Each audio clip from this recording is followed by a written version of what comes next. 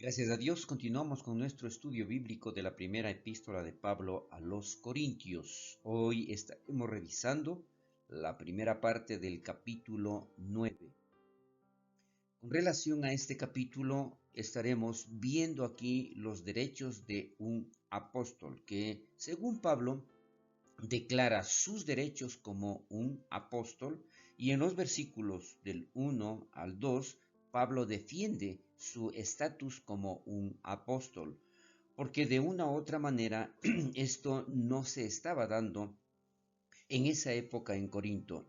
Pero recordando el contexto que ya lo habíamos visto en el capítulo anterior, Pablo está hablando a los cristianos de Corinto acerca de su derecho, basado en conocimiento, recordemos esto que lo habíamos visto, para comer carne sacrificada a los ídolos en un restaurante del templo. Pero es aquí donde Pablo les pedirá dejar de lado su derecho de comer carne sacrificada a los ídolos, tal y como él ha dejado de lado sus propios derechos como apóstol.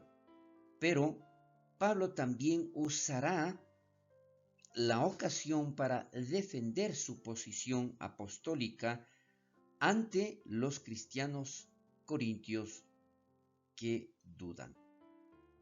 ¿Qué significa esto? Él realiza algunas preguntas retóricas como ¿no soy apóstol? Tan obvia verdad difícilmente debería necesitar una confirmación. Por supuesto, Pablo era un apóstol, era indudable, con todas las pruebas que él tenía. Tan obvio como era esto, fue dudado y negado por algunos de los cristianos corintios. Pero es por esto que Pablo aquí desarrolla toda esta situación, porque la evidencia del verdadero estatus de Pablo como apóstol es mostrado en las siguientes afirmaciones. Recordemos, la otra pregunta retórica es, ¿no soy libre? Pablo no estaba bajo autoridad de nadie, sino única y exclusivamente de Jesucristo, mientras que otros cristianos estaban bajo autoridad apostólica. ¿No he visto a Jesús el Señor nuestro? Nuevamente hace esta pregunta, su pregunta retórica, porque sabe exactamente cuál es la respuesta y sabían los demás también. Pablo insiste que él no solo vio una visión de Jesús, sino una auténtica aparición de Jesús post-resurrección. ¿No sois vosotros mi obra en el Señor? Nuevamente realiza este cuestionamiento. La prueba está en el pastel. La obra de Dios entre los cristianos corintios era evidencia suficiente de las credenciales apostólicas de Pablo. En efecto, ellos eran el sello de Pablo. Mi apostolado en el Señor. Aquí entonces nosotros vemos cómo realmente se está contestando automáticamente todas estas preguntas que de una u otra manera no debían haberse hecho, pero era necesario para la forma en cómo la situación se estaba dando. Más adelante vemos nosotros que alguno hoy en día, por causa de visiones o experiencias, ellos afirman haber tenido, aseguran ser apóstoles al nivel de Pablo. Escuchemos esto, analicemos esto, démonos cuenta exactamente a qué se refiere. No se trata simplemente de alguna visión, de algún sueño, alguna experiencia sobrenatural que alguna persona cree haber tenido. Pero ver a Jesús resucitado no es el único requisito para ser un verdadero apóstol. ¿A qué se refiere esto? En que nosotros tenemos la constancia en que Pablo fue específicamente comisionado como un apóstol cuando Jesús se le apareció en el camino a Damasco, y esto lo tenemos escrito en el libro de los Hechos de los Apóstoles del capítulo 26, entre los versículos del 12 al 18. Entonces, al revisar todo esto, sabemos exactamente que no solamente fue la aparición, sino que Jesús le habló en esa aparición a Pablo. Si para otros no soy apóstol, decía Pablo, para vosotros ciertamente lo soy. A pesar de que algunos de los cristianos corintios dudaron de la posición de Pablo como apóstol, ellos no debieron hacerlo. Los cristianos de Corinto tuvieron más razones que la mayoría para saber que Pablo era un apóstol genuino, porque ellos habían visto su obra muy de cerca. No se trata aquí de cómo en la actualidad muchas personas se consideran apóstoles y, peor aún, no podrían compararse en ningún momento a la estatura de Pablo, pero el asunto es este. Nosotros tenemos que darnos cuenta que definitivamente hay algo muy importante. Esto hace que la duda entre los cristianos corintios sea más irónica todavía.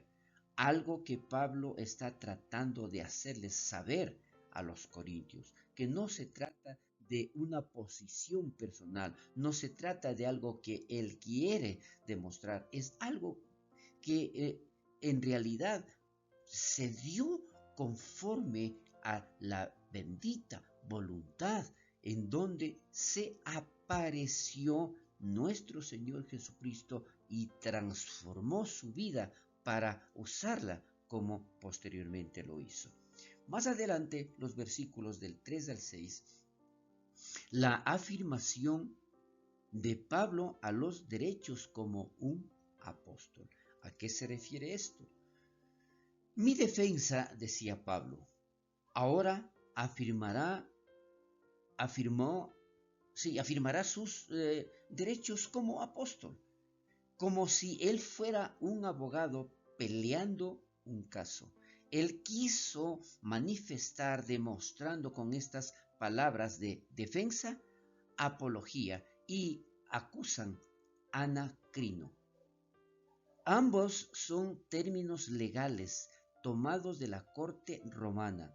Pablo siente que está en juicio o que él ha sido ya condenado por los cristianos corintios. Y esto es lo que él trataba de demostrar. Pablo aquí, al igual que todos los apóstoles, tenían el derecho de comer y beber como un ser humano, indudablemente. No es que los cristianos de Corinto cuestionaron el derecho de Pablo de comer, pero Pablo quiere decir que él tiene el derecho de comer y beber a expensas de las iglesias que él sirvió.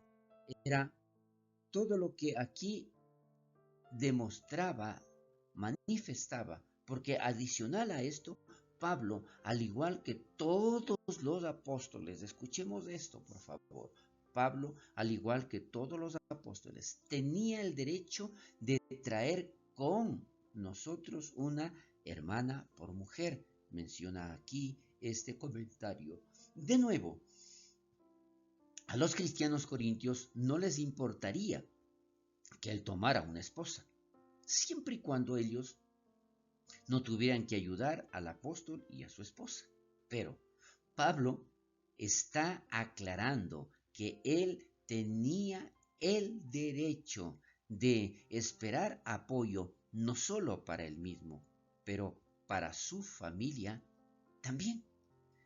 ¿A qué viene todo esto? El punto es que, como también los otros apóstoles, aparentemente la mayoría de los otros apóstoles estaban casados y sus esposas viajaron en ellos mientras hacían el ministerio. Entonces, si estos apóstoles eran casados, indudablemente estaban con sus esposas, con su familia, y realizaban este ministerio. Esto es especialmente interesante en relación con Cefas, con Pedro. ¿Qué pasó allí? Quienes obviamente este también estaba casado, aunque es considerado por la Iglesia Católica Romana como el primer papa, recuerde usted, en contradicción con el principio de celibato obligatorio. Entonces aquí también esto nosotros no entendemos mucho de lo que significa, ¿no es cierto?, como ellos declaran que fue el primer papa. Este es un comentario que nosotros tenemos con relación a lo que estamos tratando. Pero más adelante, aquí tenemos otra pregunta. ¿O solo yo y Bernabé? ¿A qué se refiere esto? Que si en realidad las otras iglesias estaban ayudando a los otros apóstoles y a sus familias. Aquí Pablo menciona que era solo.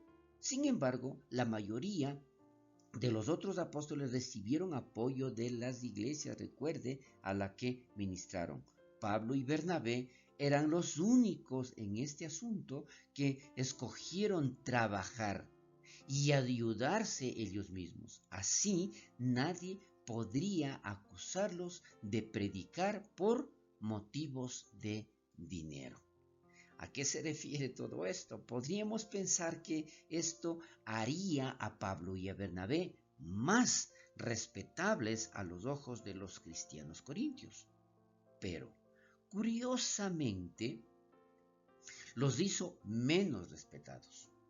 ¿Por qué? Porque siempre existe alguna forma de justificar o de criticar, de malinterpretar las cosas. Fue casi como si los corintios dijeran: si Pablo y Bernabé fueran verdaderos apóstoles, nosotros los mantendríamos.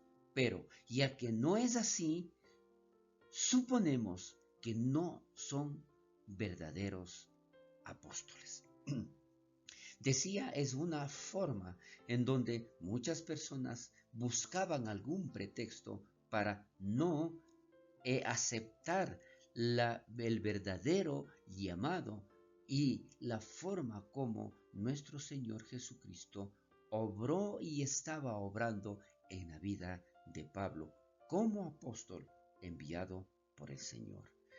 Esto nosotros aclararemos un poco más, explicaremos un poco más en la siguiente semana. Hasta aquí llegamos con nuestro estudio bíblico